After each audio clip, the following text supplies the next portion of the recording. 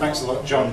Yeah, I want to talk about Cuba in relation to Latin America today and the history of Cuba. And I'll move through quite swiftly because I know everybody's got things to go back to. But I don't think you can talk about the Cuban Revolution without going back and finding the roots. And the roots began when the conquistadors arrived in Cuba in 1511. Diego de Velázquez arrived, and the first time they arrived, the conquistadors praised God. It was their first act when they arrived on the island. Their second was they asked where the gold and silver was. That was their second. So that gives you a bit of an idea of what the conquistadors were there for. With them brought the 16th century slaughter and slavery and all the horrors of that we're very familiar with. Cuba fell to the British in 1762, but was quickly returned to Spain a year later.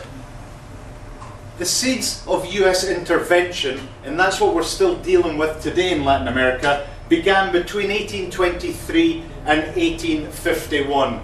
During the 1820s, Latin America was engulfed in what we call the Wars of Independence. Most of you probably have heard of Simón Bolívar or San Martín. These are the great independence heroes today. And in Venezuela, they call it the Bolivarian Revolution today, dating back to Simón Bolívar and the Wars of Independence, which was then Gran Colombia, but which today we call Colombia and Venezuela, two separate states.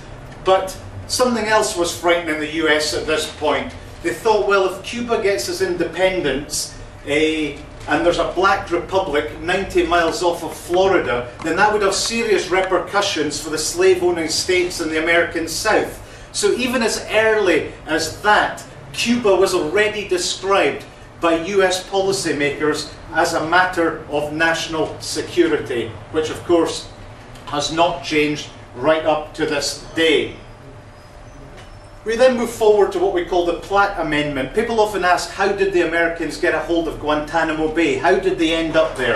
Well, that was part of the Platt Amendment, but it all started with somebody called Jose Marti, who was a Cuban who fought for the nationalist independence of Cuba. And at this point, the US were quite favourable towards the Cubans kicking out the Spanish. But of course, they didn't actually want Cuban rule. They wanted it for themselves. Freedom from Spain didn't mean independence for Cuba. And at this point, the US military took over Cuba. And that's when, in 1901, we got the Platt Amendment, which forbade Cuba entering into treaties with other countries without US approval. So it kind of lost its sovereignty again, this time to the US. And as I said, that's where we get the Guantanamo base in Cuba today.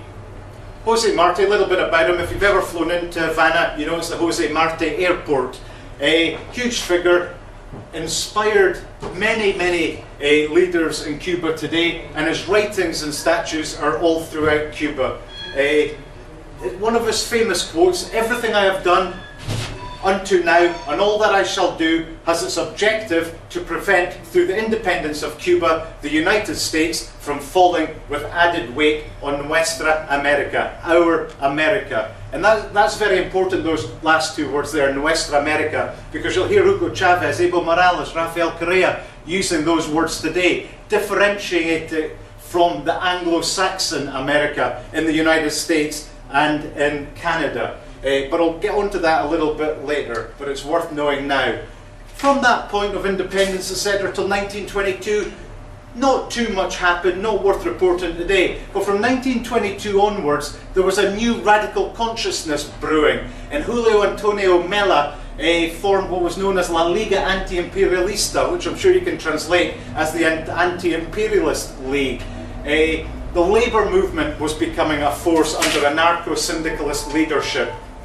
And in 1925, we have the formation of the Communist Party of Cuba, which I must stress is actually different from the PCC today, the Partido Comunista de Cuba, that's still in power today. And there was the La Liga Anti-Clerical, the Anti-Church League. So you've got all these movements coming together in the 1920s in Cuba. So in 1925, we arrived at the dictatorship of President Gerardo Machado, who was supported by the US. in a couple of quotes by senior US figures, gives an idea of what they thought about Latin America, and indeed what still continues today. Latinos, in the final analysis, recognize no argument but force. The whole hemisphere will be ours by the superiority of our race. It already is ours, morally. And that's the US attitude that I would argue still exists today in Latin America. So this created a revolutionary situation where armed resistance on the streets, gunfire was everywhere. We had strikes in the different industries. We were dealing with a world depression in the early 1930s. Things slightly changed with Roosevelt in '33 when he brought in his good neighbour policy for Latin America, where he actually wanted to develop more constructive links as opposed to that thought process that I just mentioned before. The junior ranks of the army were rising up and overthrowing the more senior ranks of the army. And a certain character I'll get onto in a minute, Fulgencio Batista, rose up in the army at this point and went on to a very powerful position. San Martin was actually elected the president of a provisional government in 1933, and that kind of little revolutionary fervour that I've mentioned is often referred to in Cuba today as the direct precedent of the 1959 revolution.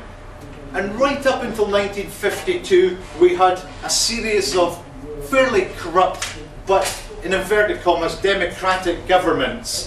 And then we go back to Fulgencio Batista and the 1952 Golpe de Estado, or coup d'etat, or attack on the government. And Batista's rule brought with it repression, and almost unanimous repudiation. The repression stopped any open expression of speech, any open expression of solidarity, and that led soon to a series of attempts to launch armed struggle. And the first most effective launch of armed struggle was by a young lawyer who was called Fidel Castro Ruz, who some of you may have heard of. And he attacked the Moncada barracks in Santiago de Cuba on the 26th of July 1953. Unfortunately, this wasn't a successful attack, and many people were killed during it, and Fidel himself was actually captured and tried. And that's where some of you may have heard the famous speech, "History will absolve me," or "La historia me absolverá," as it's known in Spanish. And Fidel went on to serve 2 years in prison before being pardoned. A brief history of the kind of Mexico 55 to La Habana 1959. On getting out of prison, Fidel and Raúl went to Mexico with the intention of returning, but this time more organised, and to continue the struggle against Batista for more democratic rule. And that's where he met Ernesto Guevara, who later became El Che. El Che coming from the Argentinian expression Che, which just means friend, which was what Ernesto Guevara was saying a lot, and he got the name El Che. So after 17 months of training and preparation, they sailed to Cuba in the Granma from Mexico. Now, I don't know if any of you have been to Havana, but right in the middle you can see the Granma. And to think that 82 people were on that in the rough seas is quite incredible, because it's a very, very small boat. And as I say, 82 rebels sailed to Cuba. Unfortunately, on arrival, most of them were massacred, and only about a dozen or so, including Fidel, Raúl, and Che, managed to get into the Sierra Maestra and start organising again. Don't really want to say too much more about that. There's 2 films on Che out. Most people have got fairly good knowledge of Fidel and Che in the mountains, the Sierra Maestra, etc. The point I would want to make is the Cuban Revolution wasn't just about those people in the mountains. It was a mass movement in which tens of thousands of people actually participated in many different ways. And it was kind of known as 2 different kind of camps. The Sierra, those in the mountains, the Foco group, and those in the Llano, the plains, and the more reformists. There were tens of thousands involved in this process. And then in early 1959, we had the March of Los Barbudos in Havana. And Los Barbudos just means the bearded ones, which was what they called those who had come down from the Sierra Maestra at the end of that conflict there.